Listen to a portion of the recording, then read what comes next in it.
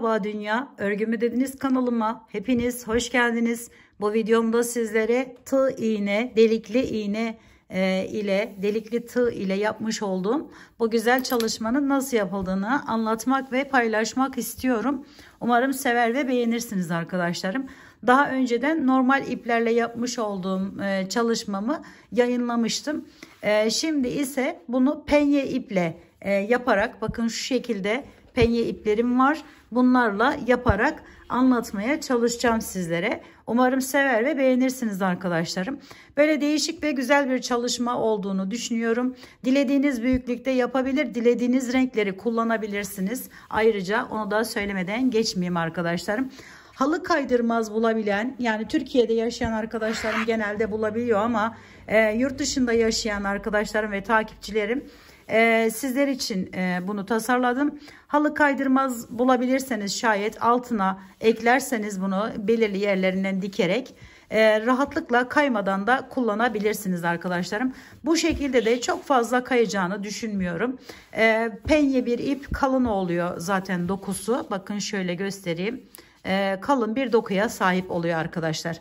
Evet, şöyle hemen tığımızı ya da iğnemizi göstereyim. Delikli tığ diye geçiyor arkadaşlar. Bakın arkasına ben beyaz kullandım. Genelde hep beyaz geçirdim içerisinden. Ve ucu da böyle tığ şeklinde olduğu için delikli tığ denilebiliyor.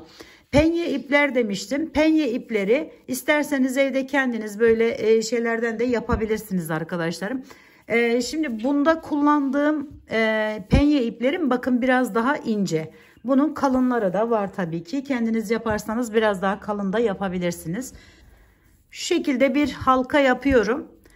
Diğer videomda da arkadaşlarım aynı şekilde normal iple yapılmışı var. Ona da bakabilirsiniz. Elinizde o şekilde bir ip varsa onunla da yapabilirsiniz. Bakın bir tane zincir çektim. Bir miktar yükseliyorum. Şöyle 2, bundan tam içine 8 tane yapıyorum arkadaşlar. 3, 4,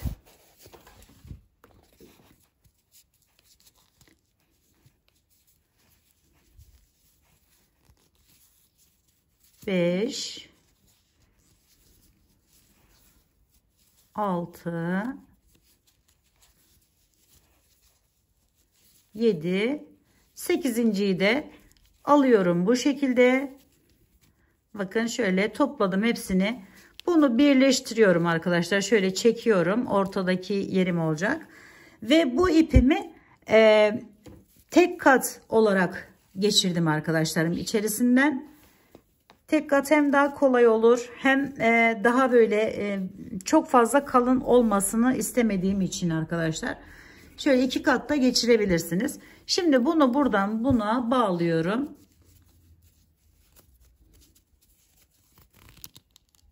Evet, şöyle bağlayalım. Sonra içerisine alırız onu. Evet, çekiyorum arkadaşlar gördüğünüz gibi. Ve şu şekilde düzeltiyorum. Bu aradaki yerim olmuş oluyor. Şöyle. Ve şimdi bunu yaptıktan sonra bakın şöyle bir görüntü elde ediyoruz. İkinci sırada arkadaşlarım her birinden 2 tane alacağım. Yani buradan bir tane aldım. Bir de aradan giriş yapıp aradan alıyorum. Şu iplerimde bakın arkadan götürüyorum. Onlar da yok olmuş oluyor.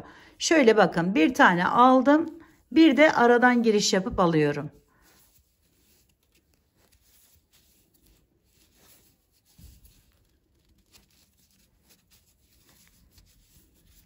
Ve bakın tığım zorlandığı için hemen bunu çekiyorum arkadaşlar. Şöyle düzeltiyorum. Bu tığları hobi mağazalarından, internet sitesindeki yün satan, hobi malzemeleri satan yerlerden rahatlıkla alabilirsiniz arkadaşlar. Temin edebilirsiniz. Şimdi üstteki yerden alıyorum. Sonra aradan alıyorum. Sonra üstünden alıyorum hemen.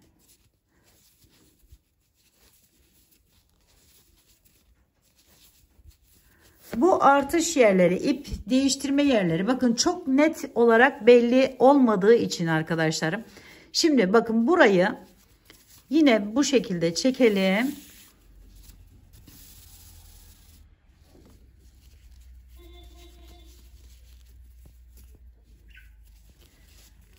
Şimdi bakın üste geldim ve burası artık benim ikinci, üçüncü sıramın veya devam eden sıramın başlangıç yeri. Buraya şöyle bir kılavuz ip kesiyorum. Yani büyüklüğü ben bu küçük olduğu için bu şekilde kestim. Büyük bir tane böyle ip keserek şöyle koyun arkadaşlar. Bu bizim nerede olduğumuzu, kaçıncı sırada olduğumuzu gösterecektir. Yani şimdi şöyle yaptığınız zaman bir müddet sonra nerede olduğunuzu bilemiyorsunuz. Acaba ikinci sıradan, beşinci sırada mıyım, altıncı sırada mıyım diye. O yüzden bu şekilde bir şey koyarsanız bu size yardımcı olacaktır. Şimdi bu ikinci sırayı da yaptıktan sonra üçüncü sırada herhangi bir arttırma yapmadan bakın şu şekilde alıyorum ve hemen diğerinin de üstünden giriş yaparak alıyorum. Bütün hepsinin üzerinden yani arkadaşlar aradan giriş yaparak almıyoruz bu sırada. Şimdi çektim. Bu çekerken de ipi arasından geçirdiğimiz bu ipi çekerken çok fazla sıkmayın arkadaşlarım. Ya da çok böyle gevşek gevşek bırakmayın derim. Şimdi bunu yaptık.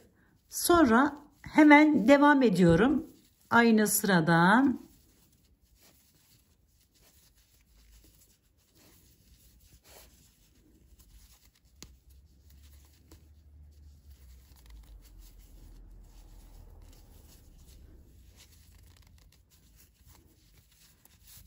Bakın ne zaman zorlanırsam hemen çekiyorum bu şekilde ve şöyle elimle biraz düzeltiyorum ve tamamlamış oluyorum arkadaşlarım.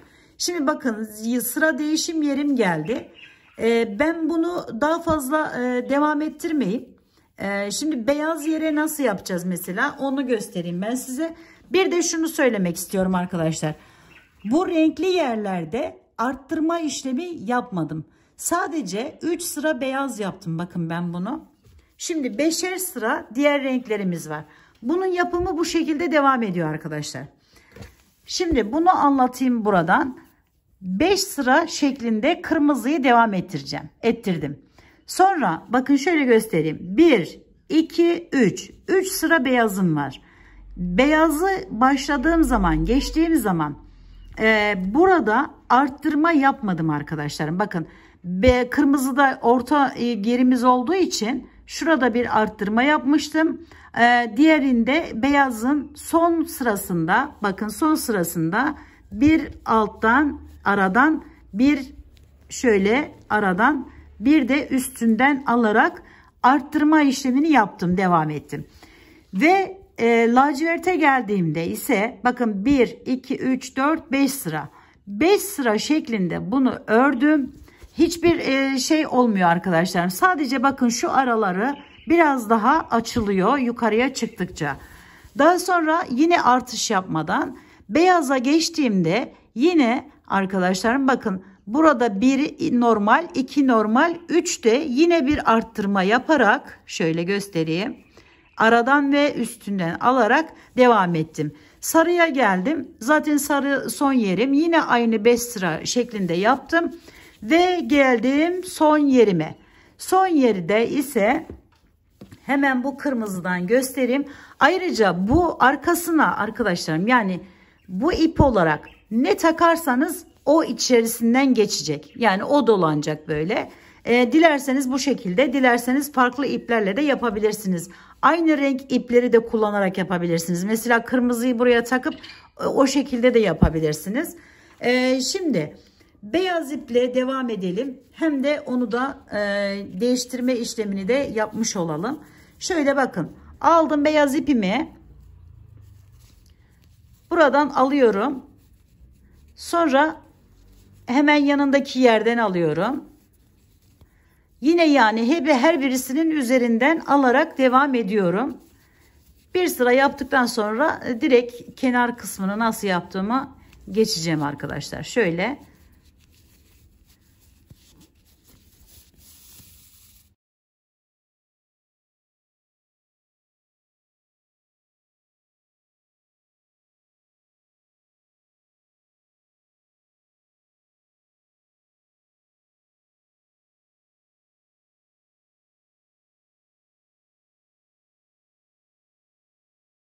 En son sıraya geldiğinizde arkadaşlar şu kenar kısmını da sizlere biraz göstermek istiyorum.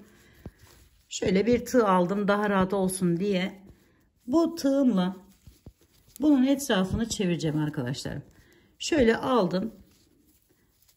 Bakın şöyle bir tane zincirle ilk sırayı aradan ve üstünden alarak çeviriyorum.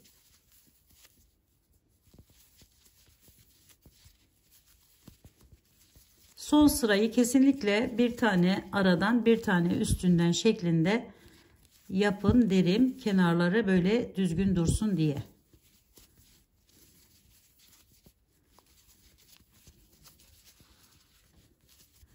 Evet, bu şekilde tamamladığımızı düşünün burayı.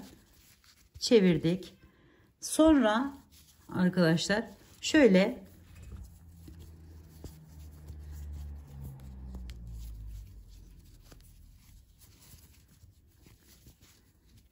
bitirdiğimizi düşünün. Hemen buradan bakın ters sık iğne şöyle çevirerek biraz geniş bir tanesini atlıyorum bakın.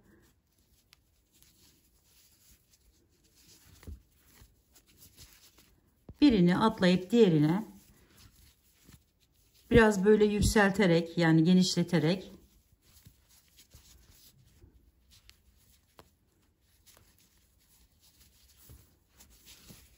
bakın böyle